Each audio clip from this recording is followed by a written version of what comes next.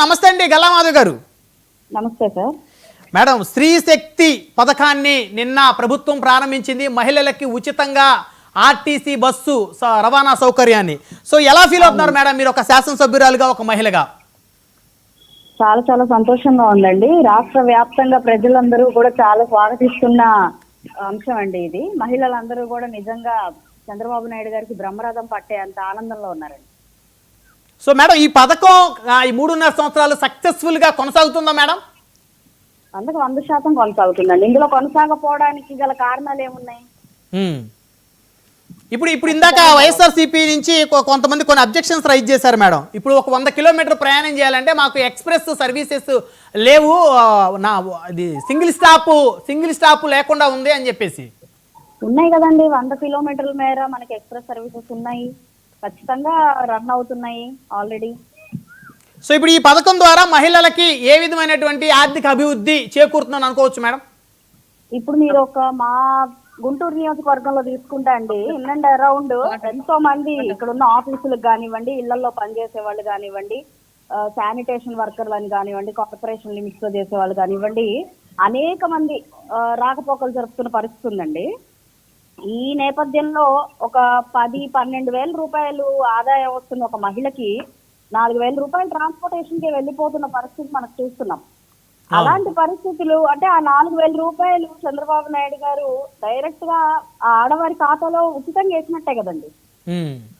ఇటు తల్లికి వందనం పథకం కింద ప్రతి పిల్లవాడికి డబ్బులు, అదే విధంగా ఈ ఉచిత బస్సు వల్ల ఇలా డైరెక్ట్ గా 3,000-4,000 రూపాయలు ప్రతి కుటుంబానికి ఆ నెలకి ఆదా అవుతున్నప్పుడు అది నిజంగా కుటుంబం స్వాగతిస్తున్న విషయము. నిజంగా చంద్రబాబు నాయుడు గారికి నిజంగా పాలాభిషేకం చేయాల్సిన విషయం ప్రతి మహిళ కూడా.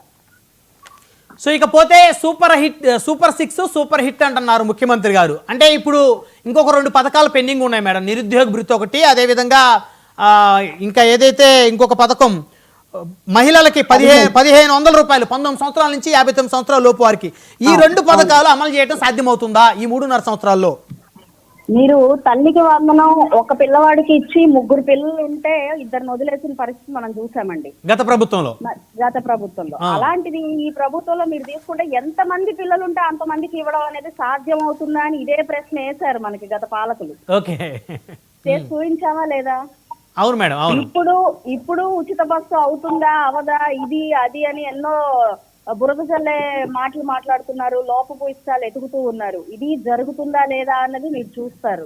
అదే విధంగా రానున్న 2 పథకాలు కూడా ఈ రోజు నేను ఒకటే మాట చెప్తానండి. ఆర్థికంగా మన రాష్ట్రం గనక వెనకబాటుతనానికి గురవ్వకుండా ఉండుంటే, అప్పుల మయంలో కూరుకుపోకుండా ఉండుంటే, సంవత్సరాన్నర టైం అయితే ఖచ్చితంగా పట్టేది కాదు మిగతా సూపర్ 6 పథకాలు అమలు చేయడానికి కూడా. అన్ని వితిన్ 6 months లో అన్ని పథకాలు కూడా క్లియర్ అయిపోయిన పరిస్థితి మనం చూసుండేవాళ్ళం. కానీ గుంటలు పుడుచుకోవడానికి కొన్ని 100 కోట్లు ఖర్చు పెట్టే పరిస్థితికి గత పాలకులు తీసుకొచ్చినప్పుడు మళ్ళీ సూపర్ 6 పథకాలు ఇది చేయలేదు అది చేయలేదు అని ఒక క్వశ్చన్ రేజ్ చేస్తున్నారు అంటేనే ఏ పార్టీ నాలెడ్జ్ తో వాళ్ళు ముందుకెళ్తున్నారు అన్నది అర్థమవుతుంది మనకి.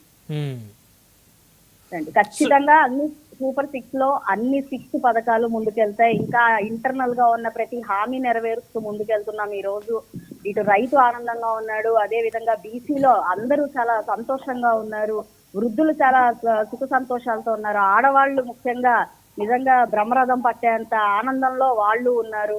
కాబట్టి రాష్ట్రం మళ్ళీ ఇటు పక్కన మీరు ఇటు సంక్షేమం ఇస్తూనే, మరి గత ప్రభుత్వం ఏం చేస్తుందండి, కంప్లీట్ గా ఇటు పథకాల పేరుతో సంక్షేమం ఇస్తున్నాం అన్న పేరుతో ఇటు ఇంట్లో ఉన్న మగవాళ్ళకి ఉద్యోగాలు లేకుండా చేసాయి, తాగుడుకి బానిసలు అయ్యేలాగా కల్తీ మద్యాన్ని పోసాయి, ఎటు డెవలప్మెంట్ లేకుండా పని కోసం ఊళ్ళు పట్టుకొని వెళ్ళిపోవాల్సిన పరిస్థితిని తీసుకొచ్చాయి.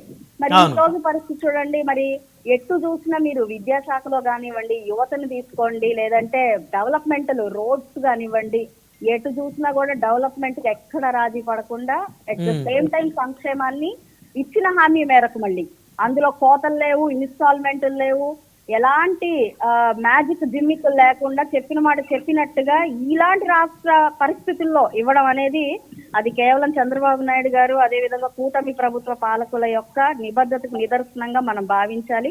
ఇందులో వేలు పెట్టి చూపించడానికి కానివ్వండి, అనుమానపడడానికి కానివ్వండి ఏ మాత్రం ఆస్కారం లేదని గుర్తించాలి. అంటే ఇప్పుడు మీ కూటమి ప్రభుత్వం సంక్షేమ పథకాలు అమలు చేస్తుంటే ప్రతిపక్ష పార్టీలు విషయం జిమ్ముతా ఉన్నాయి, వాళ్ళు కడుపు మంటతోటి విమర్శలు చేస్తున్నారంటారు.